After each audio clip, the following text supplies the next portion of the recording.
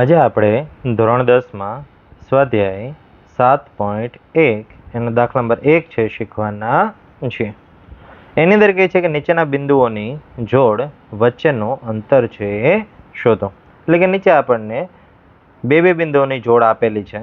હવે એમાં એ બંને બિંદુઓ વચ્ચેનું અંતર છે આપણે ગોતવાનું છે. તો શરૂઆત કરીએ પહેલાથી. તો એની અંદર બે બિંદુ આપ્યા છે. એમાંથી પહેલું બિંદુ છે 2, 3 અને બીજું બિંદુ છે 4, 1. ચલો અહીં જરાક આકૃતિ દ્વારા થોડુંક સમજીએ કે ભાઈ અહીંયા માની લઈએ કે ભાઈ આવી રીતે બે બિંદુઓ છે. એક બિંદુનું નામ આપણે એ આપી દઈએ, બીજું બિંદુનું નામ બી આપી દઈએ અને બંને બિંદુઓ છે એના યામ લખી નાખીએ 2, 3 અને બીજા બિંદુના યામ છે 4, 1. ચલો હવે તો કે હવે આ બંને બિંદુ વચ્ચેનું અંતર છે આપણે શોધવું છે. એટલે અંતરસૂત્રની જરૂર પડશે. હવે ધારો કે અંતરસૂત્ર આપણે યાદ કરીએ કે અંતરસૂત્ર શું છે તો કે વર્ગમૂળમાં x2 - x1 આખાનો વર્ગ પ્લસ y2 - y1 આખાનો વર્ગ. યસ, એટલે કે અહીંયા x1 y1 અને x2 y2 ને આપણે જરૂર પડવાની છે. તો હવે x1 y1 અને x2 y2 શું છે એ પણ સાથે જોઈ લઈએ. તો કે હવે અહીંયા x1 y1 એ પહેલા બિંદુના યામ છે અને x2 y2 એ બીજા બિંદુના યામ છે. એટલે કે આપણે અહીંયા ઉકેલમાં ધારી લઈએ કે ભાઈ ધારો કે a of 2, 3 અને b of 4, 1 છે. ચલો જે એ બિંદુના યામ છે એની નીચે x1 y1 લખી નાખીએ અને બી બિંદુના યામ છે એની નીચે x2 y2 લખી નાખીએ. ચલો હવે આપણે જે હમણાં અંતરસૂત્ર જોયું તો એ લખીએ કે ભાઈ એ અને બી બે બિંદુ વચ્ચેનું અંતર શોધવાનું સૂત્ર કયું હતું તો કે એ બી બરાબર વર્ગમૂળની અંદર કૌંસમાં x2 - x1 આખાનો વર્ગ પ્લસ y2 - y1 આખાનો વર્ગ. કિંમત મૂકી દઈએ તો કે x2 - x1, x2 ની કિંમત કેટલી છે તો કે 4, x1 ની કિંમત કેટલી છે 2, એટલે કે અહીંયા 4 - 2 આખાનો વર્ગ પ્લસ y2 - y1, y2 ની કિંમત છે 1 અને y1 ની કિંમત છે 3, એટલે કે અહીંયા 1 - 3 આખાનો વર્ગ. ચલો હવે અહીંયા 4 - 2 તો કે 4 માંથી 2 બાદ કરીએ એટલે 2 થશે, એટલે 2 નો વર્ગ અને 1 - 3 તો કે 1 માંથી 3 બાદ નહીં થાય એટલે ઊંધું કરીએ નિશાની પછી આપણે મોટા પદને મૂકી દઈશું. એટલે 3 માંથી 1 બાદ કરીએ એટલે 2, પણ નિશાની મોટા પદની નિશાની માઇનસ છે એટલે અહીંયા -2 નો વર્ગ થશે. ચલો હવે આગળ સાદરૂપ આપીએ તો કે અહીંયા 2 નો વર્ગ એટલે 4 પ્લસ -2 નો વર્ગ એટલે એ પણ 4 થશે. શા માટે? કારણ કે -2 ગુણ્યા -2 છે એટલે 2 દુ 4 અને 2 વખત માઇનસ એટલે 2 માઇનસ કેવા થઈ જશે પ્લસ થઈ જશે. ચલો હવે અહીંયા તો કે 4 અને 4 એટલે 4 દુ 8. ચલો એટલે વર્ગમૂળની અંદર 8 થયા. હજી થોડુંક આનું સાદરૂપ આપવા પ્રયત્ન કરીએ. 8 ને શું લખાશે તો કે 4 ગુણ્યા 2 લખાય અને 4 ગુણ્યા 2 એટલે 4 છે ખુદ પોતે વર્ગ છે, 2 નો વર્ગ છે એટલે એનું વર્ગ અને વર્ગમૂળ નીકળી જાય. એટલે અહીંયા શું લખાશે તો કે 2 નો વર્ગ લખાય, 2 નો વર્ગ ગુણ્યા 2 એટલે વર્ગ અને વર્ગમૂળ કાઢી નાખીએ એટલે આગળના જે 2 છે એટલે 12 આવતા રહેશે અને વર્ગમૂળની અંદર એક જ 2 છે બાકી રહેશે. યસ, એટલે આટલા એકમ એ શું થયું તો કે એ અને બી વચ્ચેનું અંતર થયું. યસ, એટલે આપણને પહેલા દાખલાનો જવાબ છે અહીંયા મળ્યો. ચલો સેમ એ રીતે પછી બીજો દાખલો કરીએ તો કે બીજા દાખલામાં આપણને જે બિંદુઓ આપ્યા છે કયા છે તો કે -5, 7 અને -1, 3 છે બે બિંદુઓ આપેલા છે. તો ચલો બીજા દાખલા માટે દાખલા નંબર 2 ધારી લઈએ સીધું ડાયરેક્ટ. તો કે ધારો કે a of પહેલા બિંદુના યામ તો કે -5, 7 અને બીજા બિંદુના યામ એટલે કે બી ના યામ -1 અને 3 છે. ચલો હવે આગળના દાખલાની જે અહીંયા શું કર્યું હતું કે x1 y1 લખ્યું હતું, x2 y2 લખ્યું હતું અને પછી સૂત્રની અંદર કિંમત લખી હતી. સેમ એ જ રીતે અહીંયા પણ આપણે કરીએ કે જે પહેલું જે બિંદુ છે એમાં નીચે આપણે x1 y1 લખી નાખીએ અને બીજા બિંદુની નીચે x2 y2 લખી નાખીએ કે જેથી કરીને આપણને કિંમત મૂકવામાં સરળતા રહે. ચલો હવે આપણે એ અને બી બે બિંદુ વચ્ચેનું અંતર શોધવાનું છે.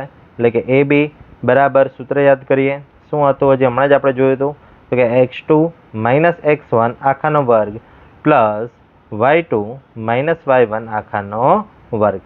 ચલો કિંમત મૂકીએ તો કે x2 એની કિંમત કેટલી છે -1 માઇનસ x1 એની કિંમત -5 આખાનો વર્ગ. પ્લસ y2 માઇનસ y1 એટલે y2ની કિંમત 3 અને y1ની કિંમત 7 એટલે કે અહીંયા 3 માઇનસ 7 આખાનો વર્ગ.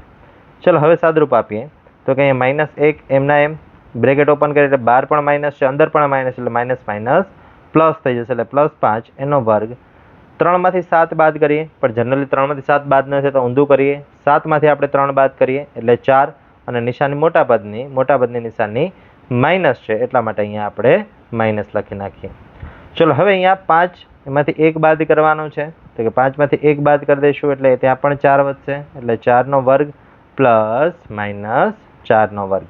ચલો 4નો વર્ગ એટલે તો કે ચોકે 16 પ્લસ માઇનસ 4નો વર્ગ એટલે ત્યાં પણ કેટલા થશે 16 અને આગળનાની જેમ જ કે ભાઈ માઇનસ 4 ગુણ્યા માઇનસ 4 છે એટલે ચોકે 16 અને 2 વખત માઇનસ છે એટલે 2 માઇનસ માઇનસ કેવા થઈ જશે પ્લસ છે થઈ જશે. ચાલો હવે અહીંયા 16 અને 16 એ બેનો સરવાળો કરી દઈએ એટલે આપણને મળશે વર્ગમૂળમાં 32.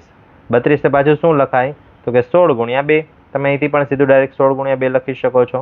અને 16 કોનો વર્ગ છે તો હજી હમણાં જ આપણે જોયું 4નો વર્ગ છે એટલે 4નો વર્ગ ગુણ્યા 2 એટલે કે અહીંયા વર્ગ અને વર્ગમૂળ આપણે કાઢી નાખીએ એટલે 4 વર્ગમૂળમાં 2 એકમ છે આપણો જવાબ થશે. એટલે કે અહીંયા એ અને બી વચ્ચેનું અંતર એ આપણને કેટલું મળ્યું તો કે 4 વર્ગમૂળમાં 2 એકમ છે મળે છે.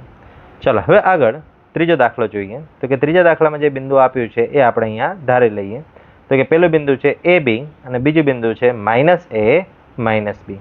ચલો તો હવે અહીંયા દાખલા નંબર 3 માટે લખીએ.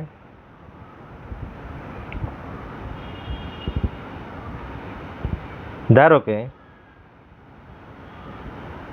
એ ઓફ એ બી અને બી ઓફ માઇનસ એ માઇનસ બી છે. ચલો હવે તો કે અહીંયા આગળના બંને દાખલાની જેમ પહેલા બિંદુના યામની નીચે x1 y1 લખી નાખવાનું, બીજા બિંદુની નીચે x2 y2 લખી નાખવાનું કે જેથી કરીને કિંમત મૂકવા આપણને સરળતા રહે. ચલો બંને બિંદુ વચ્ચેનું અંતર આપણે લખીએ કે ભાઈ એ બી બરાબર વર્ગમૂળની અંદર x2 માઇનસ x1 આખાનો વર્ગ પ્લસ y2 માઇનસ y1 આખાનો વર્ગ. ચલો હવે અહીંયા કિંમત લખી નાખીએ કે ભાઈ x2ની કિંમત કેટલી છે તો કે માઇનસ એ માઇનસ x1ની કિંમત એ આખાનો વર્ગ પ્લસ y2ની કિંમત તો કે માઇનસ બી માઇનસ y1 એની કિંમત તો કે બી. જો અહીંયા વચ્ચે જે માઇનસ આવે છે સૂત્રના માઇનસ છે એની કિંમતના માઇનસ નથી એટલે એ બાબતનું ખાસ ધ્યાન રાખીએ આપણે કારણ કે અહીંયા જે સૂત્ર છે એમાં જે માઇનસ છે એ પ્રમાણે આપણે માઇનસ મૂકવું પડે જ્યારે y1ની કિંમત તો કેટલી છે ખાલી એકલી બી જ છે.